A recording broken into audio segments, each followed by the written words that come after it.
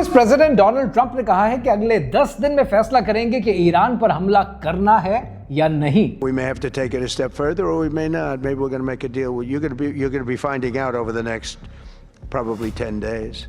और एनालिस्ट कहते हैं कि कुछ भी हो सकता है, एक शॉर्ट रेंज वॉर भी हो सकती है और लार्ज स्केल एस्केलेशन भी हो सकती है। दूसरी तरफ ईरान डिले पर डिले किया जा रहा है, जबकि 400 केजी यूरेनियम ईरान के पास मौजूद है, लोकेशन किसी को पता नहीं, और 2 एयरक्राफ्ट कैरियर्स ऑलरेडी खित्ते में मौजूद हैं, जिस पर मुसलमान ममालिक का यह कहना है कि हम नहीं चाहते कि हमारे ऊपर अटैक हो। At the same time countries like India, उन्होंने ऑलरेडी एडवाइजरी इशू कर दिया अपने सिटीजन्स के लिए कि ईरान में रहना खतरे से खाली नहीं। और इन द मीनवाइल पाकिस्तान की तरफ से अफगानिस्तान के खिलाफ ऑपरेशन गज़बुल हक का आगाज हो चुका है, लेकिन पाकिस्तान और अफगानिस्तान का रिलेशनशिप यहां तक पहुंचा कैसे, इस पर एक लंबी डिबेट बनती है। यहां से आपको अंदाजा होता है कि अफगानिस्तान की सरजमीन भी पाकिस्तान के खिलाफ इस्तेमाल होने वाली है। और अब आपको याद होगा कि कितने महीने पहले अपनी इस वीडियो में ये एग्जैक्ट ब्लूप्रिंट मैंने आपको समझाया था कि ईरान बहाना है, पाकिस्तान निशाना है, लेकिन पाकिस्तान के निशाना बनने से पहले ईरान को समझना जरूरी है। तो आपके ऊपर जबरदस्त हमला जो है भारत का और अफगानिस्तान की तरफ से, दोनों तरफ से, अब आप शिकंजे में है। वो अफगानिस्तान जो हमारा दोस्त था और हम उसके दोस्त थे और इमदादी थे। जून 2025 में अमेरिका ने ईरान के न्यूक्लियर फैसिलिटीज पर बंकर बस्टर बॉम्ब्स गिराए। वो बॉम्ब्स जो सिर्फ अमेरिका के पास हैं, जो जमीन के अंदर 60 मीटर तक जाते हैं। तब ट्रंप ने कहा कि Iran completely and totally obliterated है।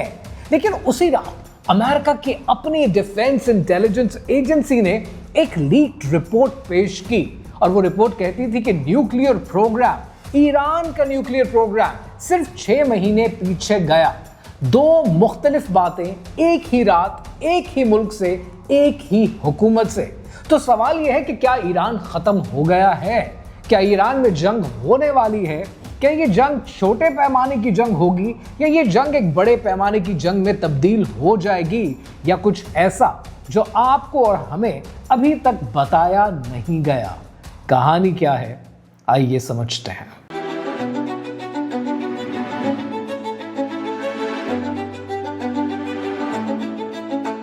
13 जून सन 2025 इजराइल ने फेक स्टेट ने ऑपरेशन राइजिंग लायन लॉन्च किया। एक रात में 200 से ज्यादा फाइटर जेट्स, 330 से ज्यादा म्यूनिशंस, नतान्स, फोर्डो, इस्फहान, ये तीनों ईरान की मेजर न्यूक्लियर साइट्स हैं, इन्हें डायरेक्टली हिट किया गया। लेकिन सिर्फ बिल्डिंग्स ही नहीं, इजराइल ने 14 न्यूक्लियर साइंटिस्ट भी मार दिए। ईरान के टॉप मिलिट्री कमांडर्स भी, एयर डिफेंस सिस्टम भी डिस्ट्रॉय किया। बेसिकली ईरान के रिजीम की आंखें निकालने की कोशिश की, हाथ काटने की, बाजू काटने की कोशिश की, और फिर एक हफ्ते के बाद अमेरिका भी आया अपने B-2 स्टेल्थ बॉम्बर्स के साथ, और ईरान का जवाब आया। ईरान का जवाब क्या था? एक सिंबॉलिक मिसाइल जो कतर की एक यूएस बेस पर मारा गया, एडवांस वार्निंग के साथ, 0 कैजुअल्टीज। ये समझने वाली बात है कि ईरान ने एडवांस वार्निंग क्यों दी, डेलिबरेटली कैजुअल्टीज को अवॉइड क्यों किया। इंटरनेशनल क्राइसिस ग्रुप कहता है कि Iran has time and again prioritised regime survival over escalation.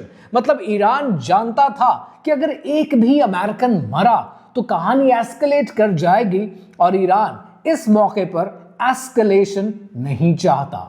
अब यहां एक बात है जो आपसे छुपाई गई। IAEA के डायरेक्टर जनरल राफेल ग्रॉसी ने 17 जून को खुद कहा कि we did not have proof of a systematic effort by Iran to move into a nuclear weapon।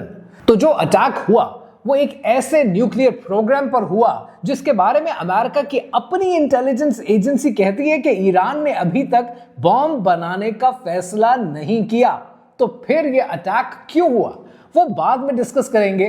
पहले अब सिचुएशन को देखते हैं कि आज की सिचुएशन क्या है। अक्सर जब लोग न्यूज पढ़ते हैं, एनालिसिस सुनते हैं, तो एक सवाल उनके जहन में आता है कि क्या ईरान ऑलरेडी खत्म हो चुका है? क्या ईरान की रेजिम गिर चुकी है? क्या ईरान में प्रोटेस्ट हद से ज्यादा बढ़ चुके हैं? तो यहां पर एक मिसकंसेप्शन है जिसे क्लियर करना जरूरी है कि ईरान गिरा नहीं है। ईरान गिरने के धाने पर जरूर खड़ा है और इन दोनों में फर्क है और इस फर्क को समझना आपके लिए जरूरी है। 28 दिसंबर 2025 को तेहरान के ग्रैंड बाजार के शॉपकीपर्स ने दुकानें बंद कर दी।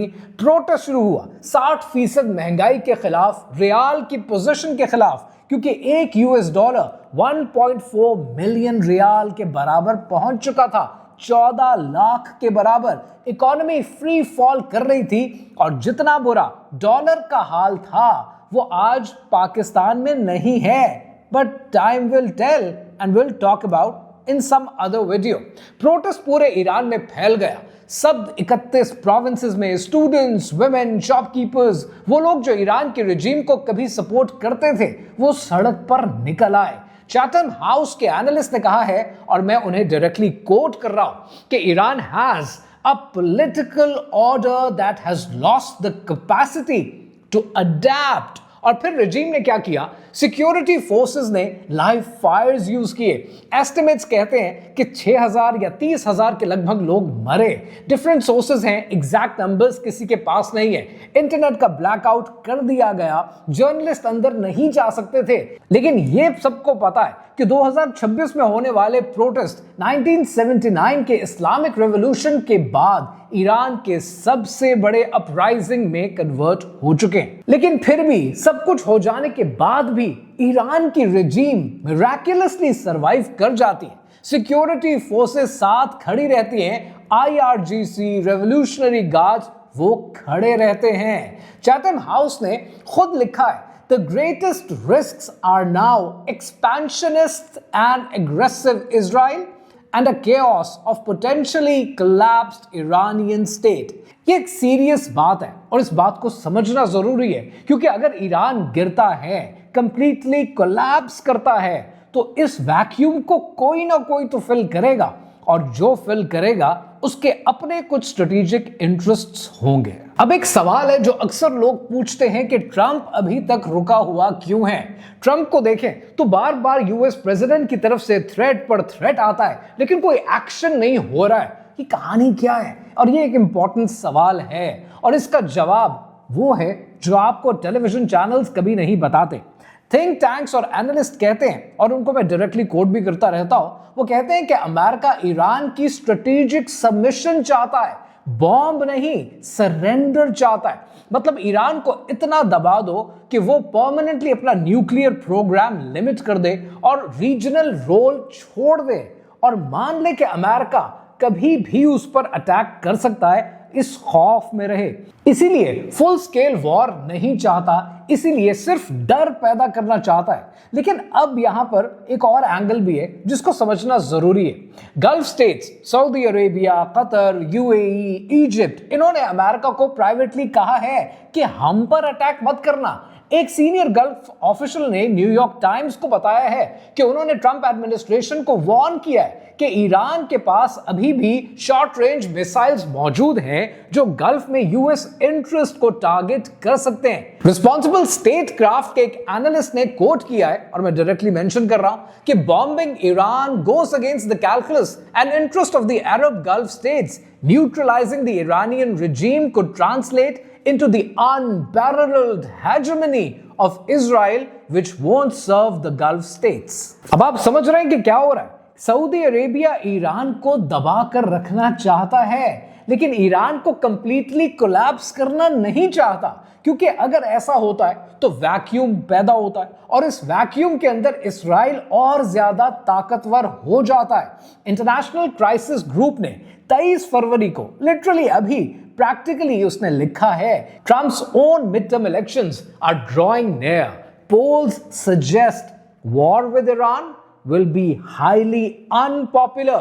तो ट्रंप ने एक साइड पर मिलिट्री आर्माडा खड़ा कर दिया, 2 aircraft carriers, largest US air deployment since 2003 Iraq war के बाद, और दूसरी साइड पर नेगोशिएशन भी चल रहे हैं, टेबल पर भी बैठे हुए हैं, और दोनों को साइमल्टेनियसली चलाया जा रहा है। ये प्रेशर टैक्टिक है। It's a clear classic Trump example और ट्रंप इसी तरीके से काम करते हैं। लेकिन यहां पर एक सवाल है कि ईरान नेगोशिएशंस को डिले क्यों कर रहा है और इस सारे डिले से ईरान को क्या फायदा होगा। अब इसको आप ईरान का जीनियस कहें या ईरान की डेस्परेशन कहें, क्योंकि दोनों कुछ केसेस में अक्सर इकट्ठे ऑपरेट करती हैं और शायद इस केस में भी ऑपरेट कर रही हैं। ईरान की डिमांड यह है कि अमेरिका पहले अपनी मिलिट्री प्रेजेंस मिडिल ईस्ट से हटाए और फिर बात करे। अमेरिका कहता है कि पहले ईरान एनरिचमेंट बंद करे तो फिर बात करे, और दोनों अपनी जगह से हिलने को तैयार नहीं है। लेकिन ईरान डिले क्यों कर रहा है? 3 रीजंस हैं और जो थिंक टैंक्स के मुताबिक बड़े प्रैक्टिकल हैं, प्लॉजिबल हैं और समझने जरूरी हैं। पहला रीजन यह है कि ईरान सीक्रेटली अपना न्यूक्लियर प्रोग्राम रीबिल्ड कर रहा है। सैटेलाइट इमेजेस में देखा गया है कि नेतान्स और इस्फहान पर डैमेज्ड बिल्डिंग्स पर नई छतें बनाई जा रही हैं और कंटेंट्स छुपाए जा रहे हैं। इजरायली और यूएस एनालिस्ट कहते हैं कि वो अपने एनरिचमेंट यूरेनियम स्टॉक पाइल जो ट्रेस हो सकते हैं उनको बचाना चाहता है। दूसरा रीजन ये कि जितना डिले होगा उतने ज्यादा मिसाइल प्रोडक्शन हो जाएगी। आल्मा रिसर्च इंस्टीट्यूट ने फरवरी 2026 में रिपोर्ट किया है कि ईरान 2000 मिसाइल के स्टॉक रीबिल्ड करने की कोशिश कर रहा है। और तीसरा रीजन ये, और ये सबसे हिडन पॉइंट है, कि ईरान एक पॉइजन चैलेंज डील का वेट कर रहा है। Former secretary of state John Kerry ने खुद कहा है कि करंट नेगोशिएशंस वो सिचुएशन रिजेंबल करती है जैसी सिचुएशन खुमैनी को 1998 में सीज फायर के वक्त एक्सेप्ट करनी पड़ी। उन्होंने कहा कि जैसे जहर का प्याला पीना हो। ईरान जानता है कि कोई भी डील ह्यूमिलिएटिंग होगी, तो वो ट्राई कर रहा है कि थोड़ी सी कंसेशन दो, पार्शियल डील करो और कुछ सैंक्शंस रिलीफ दो और फिर क्वाइटली रीबिल्ड करते रहो। अब इस सारी कहानी का पाकिस्तान के साथ भी लेना देना है और पाकिस्तान का रोल कोई छोटा नहीं है। आगे आने वाले दिनों में शायद मुश्किलात ज्यादा हैं। अब इस कहानी को समझने के लिए पहले ये समझें कि 17 सितंबर 2025 को अल यमामा पैलेस के अंदर, रियाद के अंदर प्राइम मिनिस्टर शहबाज शरीफ और एमबीएस के बीच में एक एग्रीमेंट साइन हुआ जिसको आप स्ट्रेटेजिक म्यूचुअल डिफेंस एग्रीमेंट के नाम से जानते हैं, जिसमें लिखा गया कि एक पर हमला दूसरे पर भी हमला समझा जाएगा। और अब रूसी यानी royal United services institute London, जो कि एक टॉप थिंक टैंक है, वो कहता है कि ये पैक्ट 1990s के एक सीक्रेट एग्रीमेंट का रिवाइवल है। जब पाकिस्तान ने सऊदीज को पहली बार न्यूक्लियर एश्योरेंस दी थी तब भी न्यूक्लियर एश्योरेंस दी गई और आज भी न्यूक्लियर एश्योरेंस सऊदीज के पास मौजूद है। पाकिस्तान के डिफेंस मिनिस्टर ख्वाजा आसिफ ने पहले कहा और फिर बाद में बैक ट्रैक किया कि पाकिस्तान का न्यूक्लियर प्रोग्राम सऊदी अरेबिया के लिए अवेलेबल होगा अगर जरूरत पड़ी। एक ऑफिशियल स्टेटमेंट और फिर डिनायर, लेकिन जो बोल दिया सो बोल दिया। वॉशिंगटन इंस्टीट्यूट ने डायरेक्टली लिखा है कि Saudi Arabia was likely the 4th unpublicized customer of AQ Khan's network. मतलब पाकिस्तान के न्यूक्लियर नेटवर्क से सऊदी अरेबिया को ऑलरेडी कुछ मिल चुका है। अब इस डील की डायमेंशंस और भी गहरी हो जाती हैं। रूसी एनालिस्ट टिम विजली ने कहा है कि Pakistan has now positioned itself firmly in the crosshairs of Israel's intelligence services. ये बड़ी इंपॉर्टेंट बात है। इसका मतलब पता है क्या है? इसका मतलब यह है कि ये एग्रीमेंट साइन हो जाने से पाकिस्तान इसराइल का एक एक्टिव टारगेट बन गया। Cyber attacks on nuclear facilities उनका डायरेक्ट वार्निंग है। ये पाकिस्तान के लिए कोई छोटी बात नहीं है। अगर ये वीडियो आप यहां तक देख चुके हैं तो आपको एक बात तो क्लियर हो गई है, और वो बात ये है कि जो कुछ ईरान, इसराइल और अमेरिका के बीच में चल रहा है ये इसराइल का एक्सपेंशनिज्म है जिसको अमेरिका सपोर्ट कर रहा है। और अगर इस खित्ते के अंदर ईरान कमजोर होता है तो कोई गल्फ स्टेट नहीं चाहती है कि वो इतना कमजोर हो जाए कि उस वैक्यूम को फिल करने के लिए एक फेक स्टेट आगे बढ़े। तो यहां पर नेचुरली एक सवाल बनता है कि इसराइल की असल गेम है क्या? इसराइल का मकसद सिर्फ न्यूक्लियर प्रोग्राम नहीं है। आर्म्स कंट्रोल एसोसिएशन ने सीधा लिखा है कि Netanyahu sought to pull the United States into the conflict to target facilities beyond Israel's reach. Israel के पास फोटो डिस्ट्रॉय करने के बॉम्ब्स नहीं हैं। वो जमीन में 260 फुट अंदर है। सिर्फ अमेरिका के पास GBU-57 मैसिव ऑर्डिनेंस पेनिट्रेटर है, वो ये काम कर सकता है। तो इसराइल ने ईरान पर अटैक किया और अमेरिका को साथ घसीट लिया इस जंग के अंदर। लेकिन उससे भी बड़ी गेम ये है कि इसराइल का एक्सेस ऑफ रेजिस्टेंस परमानेंटली खत्म करना, हिजबुल्लाह को वीकन करना, हमास को डिसआर्म करना, उस पर प्रेशर बिल्टअप करना, हौतीज को कॉन्टिन्यूस बेसिस पे बॉम्ब करना। Syria is already gone. अब ईरान खुद सर्वाइवल मोड से गुजर रहा है। चैटम हाउस के एक एनालिस्ट है और वो लिखते हैं कि Iran power and ambition across the region is diminished and the prospect of an Iran centric order has receded. Israel एक ऐसे मिडिल ईस्ट में रहना चाहता है जहां कोई स्टेट लेवल काउंटर फोर्स नहीं हो। उस विजन में ईरान का रोल सिर्फ एक वार्निंग एग्जाम्पल बनाई गई है, यानी इसराइल इस पूरे खित्ते को कंट्रोल करना चाहता है।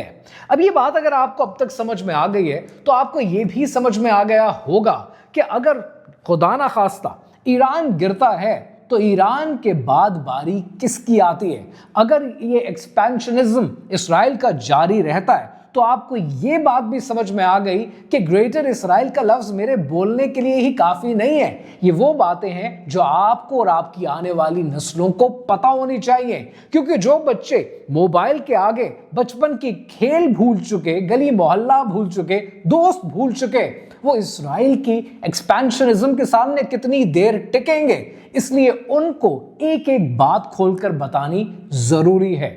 मानो ना मानो तुम्हारी मर्जी, मैंने तुम्हें बता दिया।